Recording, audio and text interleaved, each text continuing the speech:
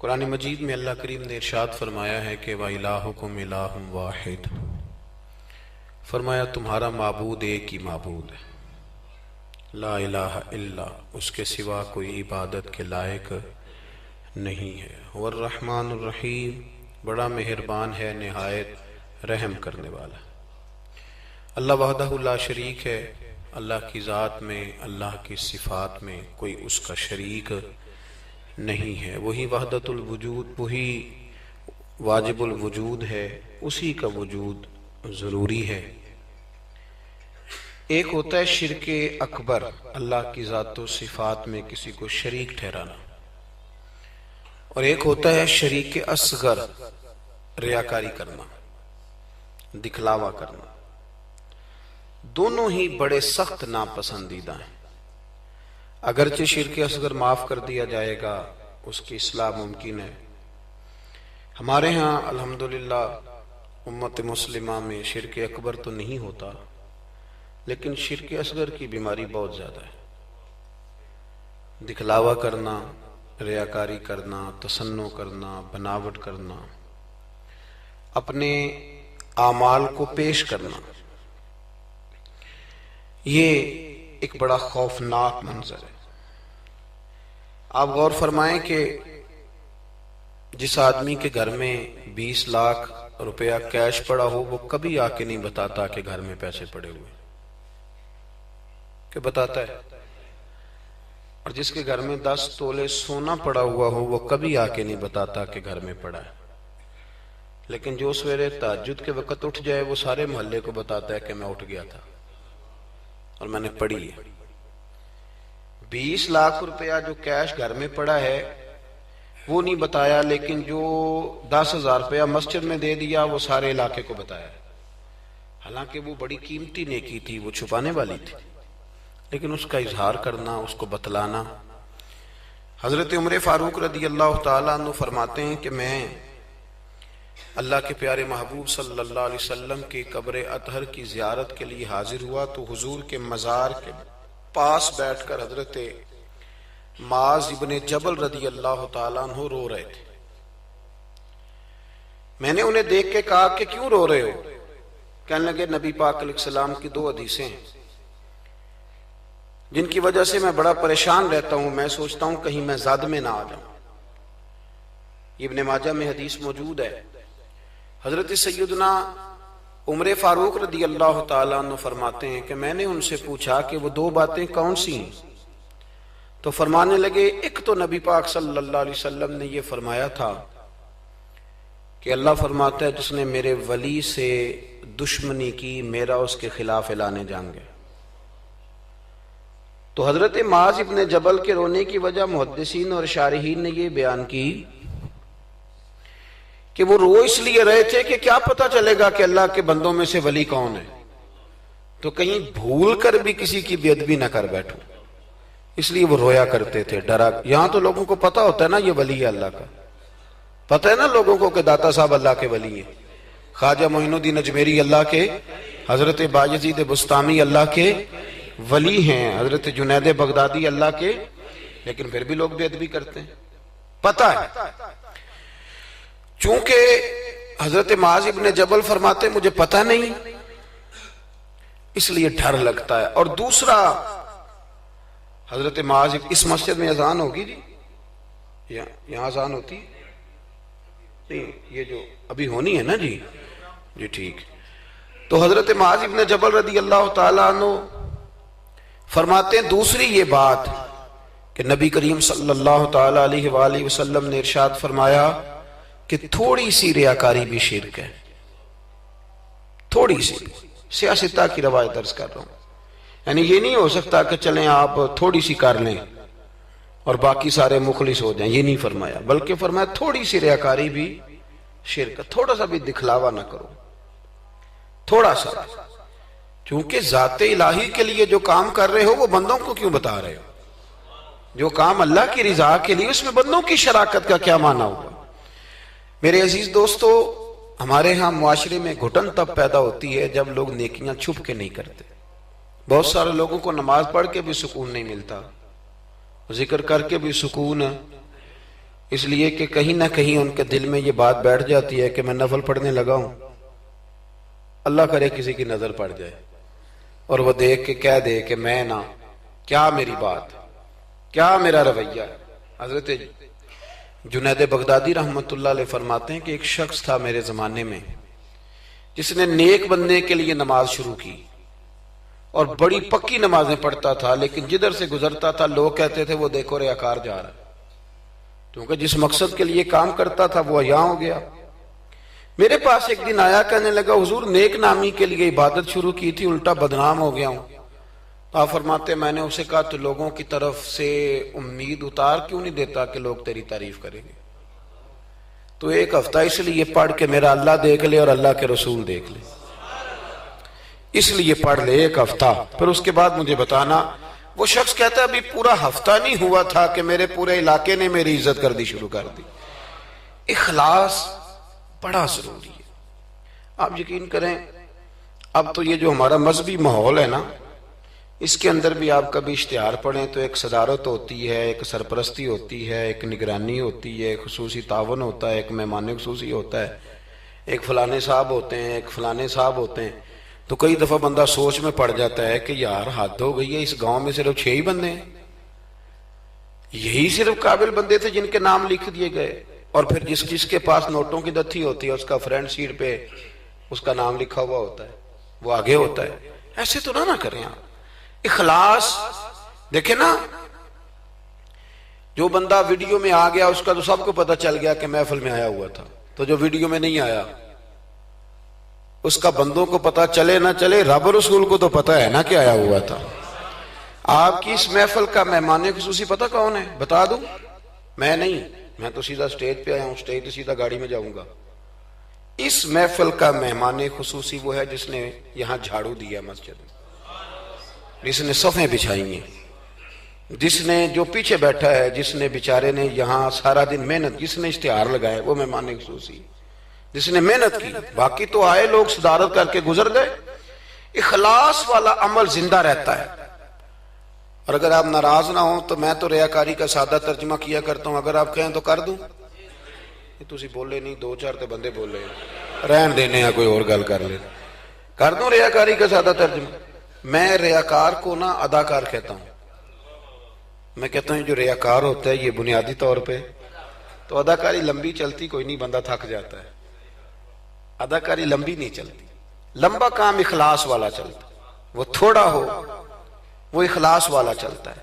خلوص کا معاملہ کریں بھئی، کچھ کام تو ایسے کریں جو فقط اللہ اور اس کے رسول کی رضا کے لیے ہیں، اور ان کو چھپائیں کہ کوئی بندہ دیکھ نہ لے، چھپا کے رکھیں، مخلص فی الدین، اللہ کی رضا کے لیے۔ حضرت سیدنا عثمان غنی رضی اللہ تعالیٰ عنہ نے نا سید عائشہ صدیقہ رضی اللہ تعالیٰ عنہ کو نے ایک ملازمہ دی تھی، خادمہ کا، اماں جی یہ آپ کے کام کاج کر دے گی سارے، یہ آپ کو بہت ساری جو چیزوں کی ضرورت ہوگی فراہم کریں گی، کپڑے دھویا کریں گی، جھاڑو دیں گی، روٹی پکا کے۔ ایک خادمہ دی، کنیز دی۔ وہ کنیز کہتی ہے کہ میں تو گئی تھی حضرت عائشہ کی خدمت کرنے، اور وہاں منظر یہ تھا کہ جناب عائشہ میرے بھی سارے کام کر دیتی تھی، وہ روٹیاں پکانے کھڑی ہوتی تو 2 روٹیاں مجھے بھی پکا دیتی، وہ کپڑے دھونے کے لیے کھڑے ہوتی تو کہتی لا تیرا دوپٹہ میں بھی دھو دیتی ہوں، وہ میرے سارے ہی کام کر دیتی۔ لیکن جب کوئی دروازے پہ بھیک مانگنے آتا نا تو جناب عائشہ صدیقہ مجھے پیسے دے کے کہتی جاؤ اسے دے آ۔ تو میں عرض کرتی کہ اماں جی سارے کام آپ میرے بھی کر دیتی ہیں، اور جب باہر کچھ دینے کی باری آتی ہے تو آپ مجھے بھیجتی ہیں، تو اس میں کیا حکمت ہے؟ تو جناب عائشہ صدیقہ رضی اللہ تعالیٰ عنہ کی سوچ دیکھیں، پھر لوٹیں میرے دوست، دیکھیں ہماری اماں ہماری تربیت کیسے کرتی ہیں، دیکھیں ان کا انداز فکر کیا ہے سوچنے کا۔ جناب عائشہ صدیقہ رضی اللہ تعالیٰ عنہ فرمانے لگی جب تو باہر جا کے اس کو خیرات دے گی نا تو وہ تجھے دعا دے گی، تو وہ سمجھے گی کہ یہ مجھے دے رہی ہے، وہ دعا بھی تجھے ہی دے جائے گی۔ میں دعا بھی نہیں لینا چاہتی، میں نے جو بھی اجر لینا ہے قیامت کے دن اپنے رب کریم سے ہی لینا ہے۔ میں چاہتی ہوں کہ دعا بھی تو ہی لے لے، میں دعا والا۔ یہاں تو 36 مرتبہ شکریہ ادا کرنا پڑتا ہے، 36 مرتبہ۔ فلانا آیا اس کا بھی شکریہ، فلانا آیا اس کا بھی شکریہ، فلاں صاحب آئے ان کا بھی شکریہ. اتنے شکریہ ادا کرنے پڑتے ہیں. اور ہمارے تو دیہاتوں میں لوگ کہتے ہیں نیکی تے میں کراں پر یہ کہڑا نہ نیکی کر دے. میں کہ چلو انہوں نے کہنے ہیں تساں نیکی کیتی تہاڈے اشتہار چھپوا دین، بندہ بڑا چنگا بھی میرے نال نیکی کر گیا. اس کے پوسٹر لگنے چاہیے. نیکی کس کے لیے کی تھی؟ بولیے سارے بولیے. تو اللہ کو بتانے کی ضرورت ہے. ہمارے ہاں تو ختموں میں بڑا برا حال ہوتا ہے. ایک لسٹ دی جاتی ہے بڑی لمبی. مجھے بھی ایک جگہ لسٹ دے دی، اس پہ لکھا تھا کہ 5000 قرآن پاک پڑھا ہے. حالانکہ مرنے والے کا اپنا بیٹا ایک سپارہ بھی نہیں پڑھتا، وہ ایک سپارہ بھی نہیں پڑھتا. 5000 قرآن پاک، اتنے لاکھ درود شریف. تو میں نے دعا شروع کی تو میں نے کہا کہ یا اللہ جو پڑھایا جانے والے کی روح کو بخش دے. تو بعد میں مجھے وہ کہنے لگے پیر صاحب آپ نے بتایا ہی نہیں کیا کچھ پڑھا تھا. میں کہا کہنے دسنا سا جی، کس کو بتانا تھا؟ ثواب کس نے دینا ہے؟ اس کو ضرورت ہے بتانے کی. معاذ اللہ، آپ کیسی بات کرتے ہیں. یعنی یہ ثواب بھی اب بندوں کو بتائیں گے. پھر جی یہ 50,000 روپیہ میں اپنے ابا جی کی طرف مسجد دینے لگا ہوں تو یہ ختم میں یہ بھی اعلان کر دیں. اچھا جناب، ابا جی آپ کو کیا دے گئے؟ کہنے لگا 2-4 ایکڑ زمین بھی، کاروبار بھی، پیسے بھی. تو میں نے کہا اس نے بھی مسجد میں اعلان کرایا تھا کہ بغیر اعلان کے دے گیا ہے؟ میں تو نہیں، وہ تو بغیر اعلان کے دے گیا. تو اس میں سے 20,000 دے رہا ہے، اس کا بھی اعلان کرا رہا ہے. اور قاری صاحب بیچارے کئی دفعہ خطیب صاحب الجھ جاتے ہیں، اس لیے کہ جب وہ 1000 روپیہ دینے آتا ہے تو کہتا ہے صحیح کر کے دسیا دے محمد بشیر دکھن علامت بندے پہاڑ والا سمجھ لیں. صحیح کر کے بتانا، ہنسنے کے لیے نہیں رونے کے لیے بات کر رہا ہوں.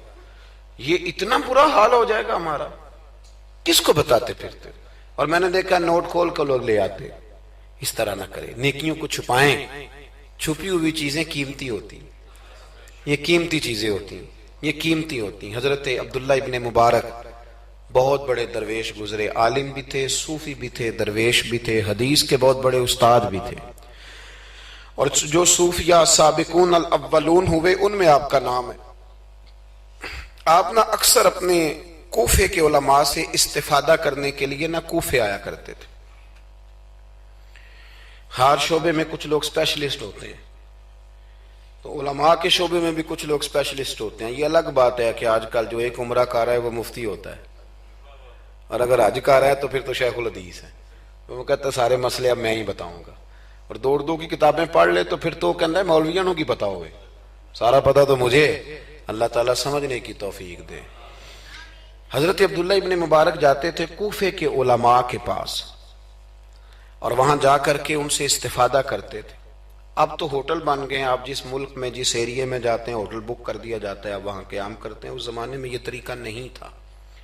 مسجدوں کے ساتھ لوگوں نے مہمان خانے بنائے ہوئے تھے، وہاں جا کے لوگ قیام کرتے تھے. کھانا پانی مسجد میں لوگوں کو پتہ چلتا تھا، مہمان آ گیا، وہاں لوگ کھانا بھیج دیتے تھے. حضرت عبداللہ ابن مبارک رحمت اللہ علیہ اکثر اس مہمان خانے میں کوفے جا کے رکتے. ایک نوجوان تھا، اس کو علماء کی خدمت کا بڑا شوق تھا. اللہ کے بندوں کی خدمت کا شوق لگ جائے تو پھر اللہ بڑی رحمت فرمایا کرتا ہے. اسے بڑا شوق تھا، وہ بڑی خدمت کرتا، آپ کے لیے کھانا لاتا، پانی لاتا، چائے لاتا، تکیہ پیش کرتا. بڑے مہینوں سالوں سے ملاقات رہی.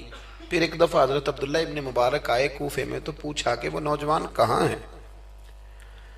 لوگوں نے عرض کی حضور وہ چھوٹا سا کاروبار کرتا تھا تو اس پہ قرضے چڑھ گئے. جن لوگوں کے پیسے دینے تھے نا وہ بڑے تگڑے لوگ تھے، انہوں نے پرچہ کٹوا دیا. کوتوالے شہر سمجھ لیں کہ ایس ایچ او گرفتار کر کے لے گئے. جب تک بندہ سخاوت کر رہا ہوتا ہے تب تک نہیں لوگ پوچھتے کہاں سے آئے ہیں، اور جب بندہ کہیں الجھ جائے نا تو پھر بندے کہتے ہیں اوہو بندہ ہی ٹھیک نہیں تھا. بڑے بڑے لوگوں کو نقصان ہو جاتا ہے کاروبار میں. یہ کیا بات ہوئی؟ حضرت عبداللہ ابن مبارک کو پتا چلا. ویسے آج کل کا کوئی پیر ہوتا تو وہ پیر صاحب پتہ کیا کرتے ہیں، جب تک مرید جھاڑو دیتا رہے پھر تو وہ کہتے ہیں میرا منظور نظر ہے، لیکن اگر قرضے چڑھ جائیں تو کہتے ہیں اس کا ذاتی معاملہ ہے، میں ذاتی معاملات میں مداخلت نہیں کرتا. تو جب تیرے گھر میں 6 درجن کنوں لے کے آتا تھا تب ذاتی معاملہ نہیں تھا، اب ذاتی معاملہ ہو گیا ہے. اسی طرح کام لیڈر کرتے ہیں، کام کراتے رہتے ہیں سیاستدان، اور اگر بندہ الجھ جائے تو کہتے ہیں اس کا ذاتی معاملہ ہے. تو جب دفتر کھلوا رہا تھا تب ذاتی معاملہ نہیں تھا. ہمارا یہ مزاج ہے کہ ہم تباً انسانوں سے نفع لینا چاہتے ہیں، لالچی ہوتے جا رہے ہیں. سیدنا عبداللہ ابن مبارک رحمت اللہ تعالی علیہ نے کہا قرضہ چڑھ گیا ہے اور وہ بند ہے جیل میں. آپ گئے, جا کے کوتوال سے ایس ایچ او سے ملاقات کی, فرمایا ماجرا کیا ہے, معمہ کیا ہے؟ وہ کہنے لگا حضور بچہ بے قصور ہے,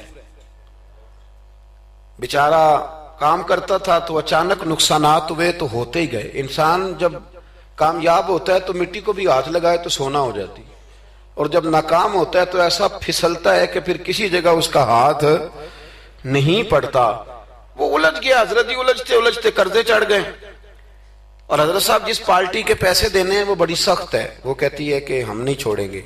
حضرت عبداللہ ابن مبارک رحمت اللہ تعالی علیہ فرمانے لگے پیسے کتنے؟ کہنے لگا 50,000 دینار. آپ سمجھ لیں کہ 5 کروڑ روپیہ.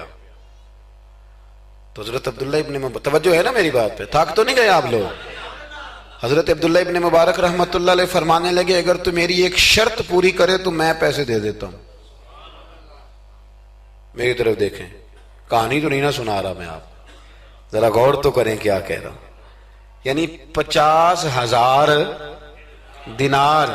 فون بند کر دیتے ہیں لوگ اگر آپ کو پیسوں کی ضرورت پڑ جائے تو, لوگ فون بند کر لیتے ہیں. ویسے کہتے ہیں چودھری کو حکم ہوا تو دسی, اور جب وہ بتا دے پھر چھٹی. 50,000 دینار. حضرت عبداللہ ابن مبارک رحمت اللہ علیہ فرمانے لگے میری ایک شرط پوری کر, پیسے میں دیتا ہوں. اس نے کہا حضور 50,000 دینار ہیں. فرمایا میں نے سن لیا ہے پر میری شرط پوری کر. اس نے کہا حضور وہ کیا؟ آپ فرمانے لگے اس نوجوان کو بتانا نہیں اس کے پیسے کس نے دیے, پیسے میں دے دیتا ہوں. اس نے کہا حضرت جی اسے نہیں بتانا. آپ فرمانے لگے اس کے لیے نہیں دینے, میں نے اللہ کی رضا کے لیے دینے, اور جس رب کے لیے میں نے دینے ہیں اسے بتانا نہیں پڑتا, وہ تو دلوں کے حال جانتا ہے, وہ تو علیم بذات الصدور ہے, لہذا بتانا نہیں. اس کو پیسے دے دیے. نوجوان نے بڑی منت کی کوتوال کی, یار اتنے بڑے پیسے کوئی دے گیا, کوئی 10 روپے تو نہیں دینا, اس محسن کا پتہ بتا, میں تو اس کے پوتوں کی بھی نوکری کروں گا. اس نے کہا میں مجبور ہوں, مجھے حکم نہیں, میں نہیں بتا سکتا. وقت گزر گیا, وہ کوتوال بھی کہیں تبدیل ہو گیا. وہ نوجوان کہتا ہے عبداللہ ابن مبارک بوڑھے ہو گئے, اب گھر میں رہتے ہیں, باہر نہیں آتے. زیادہ ذوف آ گیا, اب جس نے پڑھنا ہے کچھ استفادہ کرنا ہے وہ بھی گھر میں حاضر ہوتا تھا. اللہ اکبر. وہ نوجوان کہتا ہے جیسے جیسے میری عمر بڑھتی شوق بڑھتا کہ یار میرا محسن مجھے مل جائے, میں اس کے پیر ہی چوم لوں ایک دفعہ. اتنا عظیم آدمی. اس کے بعد کئی دفعہ حضرت عبداللہ ابن مبارک ملے بھی. نوجوان کہتا ہے وہ جب بھی مجھے ملتے میں انہیں کہتا بابا جی نیک تو آپ بھی بڑے ہیں پر بندہ تو وہ تھا نا جو میرے پیسے دے گیا. تو وہ فرمایا کرتے چل دعا کرنا اللہ مجھے بھی کوئی کام کرنے کی توفیق دے دے, دعا کرنا. وقت گزر گیا, 15 سال بیت گئے. ایک دن وہ کوتوال کہیں رستے میں مل گیا تو اس نوجوان نے نا سر سے پگڑی اتار کے پیروں میں رکھ دی. کہنے لگا تجھے اللہ رسول کا واسطہ, میں کہیں شکریہ ادا کرنے سے پہلے ماری نہ جاؤں, میرے محسن کا پتہ تو بتا دے, ایک دفعہ بتا وہ کون ہے. وہ کوتوال کہنے لگا تو نے قسم ہی بڑی دے دی ہے, تجھے واقعی نہیں پتا وہ کون ہے, تو نہیں جانتا؟ کہا نہیں. کہنے لگا روز تو ان کی بغل میں بیٹھا ہوتا تھا, بعد میں بھی کئی دفعہ اکٹھے دیکھا. کہا کیا مطلب؟ کہنے لگے حضرت عبداللہ ابن مبارک. وہ نوجوان کہتا ہے میں اتنا تیز دوڑا کہ پگڑی گر گئی, جوتے ٹوٹ گئے, پیروں میں زخم ہو گئے, پر میں بھاگا کہ میں شکریہ ادا کروں. میری اجرت میری محنت سے زیادہ کیوں ہے, میرے محسن تیرے احسان سے ڈر لگتا ہے. کہتے ہیں دوڑا گیا, لیکن قربان جاؤں جب عبداللہ ابن مبارک کے گھر کے باہر پہنچا تو رش لگا ہوا تھا. میں نے لوگوں سے پوچھا کیا ہوا, تو کہنے لگے 2 گھنٹے گزرے عبداللہ ابن مبارک انتقال کر گئے. یہ ابھی 2 گھنٹے گزرے, یہ ابھی 2 گھنٹے گزرے. ابھی بے قدراں کچھ قدر نہ جاتی, کیتی خوب تسلی ہو, دنیا دار پجاری زر دے, کتیاں دے گل ٹلی ہو, بک بک روشن اکھیاں تکیو ویکھ حویلی کلی ہو, تے کوچ نصیر اساں جدوں کیتی پہ جانی تھر تھلی ہو. دنیا جمع ہو گئی, لوگ رو رہے ہیں. وہ نوجوان کہتا ہے کہ میں اندر داخل ہوا تو سفید کفن میں نے نورانی چہرے والا بابا لیٹے ہوئے دیکھا, اور میں نے پھر اپنی داڑھی ان کے پیروں میں رکھی, اور میں نے کہا بابا آپ نے تہجدیں کتنی پڑھی آپ جانے اور آپ کا رب جانے, قرآن کتنے ختم کی آپ جانے اور اللہ جانے, کتنے لوگوں کو علم حدیث دیا آپ جانے اور آپ کا رب جانے، پر جو آپ نے میرے ساتھ کیا ہے نا، مجھے امید ہے اس ایک نیکی کی برکت سے ہی رب آپ کو جنت عطا کر دے۔ یارو کوئی کام کرنا بھی تو اسے دکھا لینا، اس پر اس قدر زیادہ تشریف رکھیں جی، اللہ خوش رکھے آپ کو۔ میں تو خدمت تھوڑی کرانے آیا ہوں، اللہ آپ کو بہت ساری عزتوں سے نواز۔ میری خدمت اتنی ہے کہ آپ میری کوئی ایک بات سمجھ جائیں، اللہ آپ کو جزائے خیر دے۔ عزیز دوست، اگر مزاج میں خلوص ہو، ایک دیکھیں نا، بیوی کو آپ سارا خرچہ دیں، اس کی ہر بات مانے، لیکن اسے پتہ چل جائے کہ میرے ساتھ مخلص نہیں، کہیں اور بھی اس کی نظر ہے تو گھر بستا ہے۔ اور اگر خامد کو پتہ چل جائے کہ کپڑے بھی وقت پہ دھو کے دیتی ہے، روٹی بھی ٹائم پہ پکاتی ہے، لیکن میرے ساتھ مخلص نہیں، تو گھر چلتا ہے؟ اخلاص نہ ہو تو گھر نہیں چلتا، تو پورا دین کیسے چلے گا؟ لیکن لوگ دکھاتے پھرتے ہیں اپنا، آپ بتاتے پھرتے ہیں، الجھ گئے ہیں۔ کیا ضرورت ہے ان چیزوں کی؟ اگر آپ کے اندر خوشبو ہے تو خوشبو کو تھوڑی ضرورت ہے کہ وہ بتائے کہ میں خوشبو ہوں۔ خوشبو بتایا نہیں کرتی، خوشبو آیا کرتی ہے۔ خوشبو بولیے آیا کرتی۔ امام زین العابدین، بس بات سمیٹنے لگا ہوں، امام زین العابدین حضرت امام حسین کے کربلا میں بچنے والے اکیلے شہزادے، نواس رسول، جگر گوشہ بطول، حضرت سیدنا امام زین العابدین بیمار کربلا رضی اللہ تعالیٰ عنہ۔ امام زین العابدین نا، ان کا وصال ہوا تو جب ان کو غسل دیا جانے لگا تو ان کی پشت پر موٹے موٹے نشان تھے۔ لوگوں نے آپ کے صاحبزادے سے کہا یہ نشان کس بات کے ہیں؟ تو صاحبزادے رو پڑے، فرمانے لگے میرے ابا جی نا رات کو اناج کی بوریاں اپنی پشت پہ رکھ کے غریبوں کے گھروں میں پہنچا کے آیا کرتے۔ تب لوگوں میں تجسس پیدا ہوا کہ صاحبزادے آپ کہاں رہتے تھے؟ تو فرمانے لگے میں کئی دفعہ عرض کرتا تھا کہ مجھے دے دیں، میں دے آتا ہوں، تو فرمایا کرتے تھے پتر اگر تمہیں دوں گا تو پھر اس غریب کا نام بھی بتانا پڑے گا، پھر اس غریب کا نام بھی بتانا پڑے گا، تو میں اسے رسوا نہیں کر سکتا، میرا اس کا اور میرے اللہ کا راز ہے۔ یار کوئی تو نیکی ہو جو چھپی۔ ہمارے ہاں لوگ کہتے ہیں جی پہلے پتہ کرانا ہے بندہ مستحق ہے کہ نہیں، ہے نا جی۔ پہلے میں نے امام شافعی سے بھی ایک بندے نے آ کے کہا تھا، اس نے کہا تھی میرا دل بڑا کرتا ہے سخاوت کروں پر مستحق بندہ کوئی نہیں ملتا۔ تو امام صاحب فرمانے لگے تیرے پر جو کچھ اللہ نے تجھے دیا ہے تو اس کا مستحق تھا، تیرا حق بنتا تھا۔ وہ چپ کر گیا، کہنے لگے اگر رب کریم نے تیری خوبی کوئی نہیں دیکھی اور تجھے اپنے فضل سے عطا کر دیا تو اللہ کے بندوں کو کیوں ٹٹولتا پھرتا ہے؟ اب تو انٹرویو اتنا سخت لیا جاتا ہے، اتنا سخت غریب کا انٹرویو ہوتا ہے کہ وہ کہتا ہے اس خیرات سے تو مر جانا ہی بہتر ہے۔ اتنا سخت انٹرویو لیا جاتا ہے۔ ہم سخت ہو گئے ہیں ہمارے مزاجوں میں۔ ہر مانگنے والا آدمی دکاندار، میں رات کو نا لاہور تھا تو واپسی پہ ایک جگہ پہ نا لاہور سے آتے ہوئے ایک پیٹرول پمپ پہ قریب ہی لاہور کے بریک لگائی بچے نے، کچھ تیل بھروانا تھا، کچھ اور طبی ضروریات تھیں، تو ایک بچی کوئی 10-12 سال کی وہ قریب آ گئی کھلونے لے کے۔ تو اس نے کہا انکل جی کھلونا لے لو۔ میں نے اس سے کہا بچے سے کہ کھلونا ہم نے کیا لینا ہے، اس کو 10-20 روپے دو اور ساتھ اس کو کہو کہ بیٹی رات بڑی ہو گئی ہے گھر چلی جا، زمانہ ٹھیک نہیں۔ تو اس نے شیشہ کھول کے کوئی 20 روپے اس کی طرف بڑھائے تو بچی کہنے لگی انکل میں مانگتی نہیں۔ تو بیٹیاں نا، میری بیٹی کی عمر کی تھی وہ بھی، میں نے بڑی عجیب سی طبیعت میں بات اتری تو میں نے کہا بھی اس سے کھلونا خرید لو، 200 روپے کا کھلونا خریدا۔ تو اس کو میں نے کہا پتر اتنی رات کو یہاں کیوں گھومتی ہو، 10 بجنے کو ہیں اور آپ اس وقت؟ تو کہنے لگی چچا وہ سامنے کرسی پہ میرے ابا جی بیٹھے، ان کا ایکسیڈنٹ ہو گیا اور ان کی ایک ٹانگ اور ایک بازو کام نہیں کرتا۔ تو میں آپ کو افغانستان کی غربت نہیں سنا رہا، کہ میں آپ کو اپنے ملک کی بات بتا رہا ہوں۔ ہمارے ہاں جس کے پاس 4 پیسے آتے ہیں وہ کہتا ہے ساری دنیا ہی امیر ہے، وہ پھر غریبوں کا دکھ بھول جاتا ہے۔ تو کہنے لگی وہ میرے ابا جی بیٹھے ہیں، میں ان کے ساتھ آئی ہوں، تھوڑا سا سامان اور بیچنا ہے پھر ہم نے گھر چلے جانا ہے۔ تو وہ ساری رات میری آنکھوں کے سامنے بچی گھومتی رہی۔ میں سوچتا رہا کہ اللہ تو مہربانی فرما، بیٹیاں تو برابر ہوتی ہیں، بیٹیاں تو برابر ہوتی ہیں۔ کہنے لگی سودا ابا ہی لے کے آتا ہے پر وہ چل نہیں سکتا۔ میں کہہ رہا تھا یار کیا کرنا ہے ان دولتوں کا جو لوگوں نے سمیٹ کے جیبوں میں رکھی ہوئی ہیں، کس کام کی؟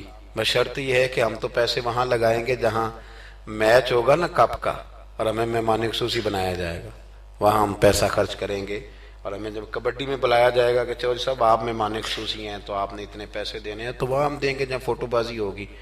اخلاص، خلوص، للہیت، یہ حسن ہے، اس کو اپنائیے، اللہ ہمیں سمجھنے کی توفیق عطا فرمائے۔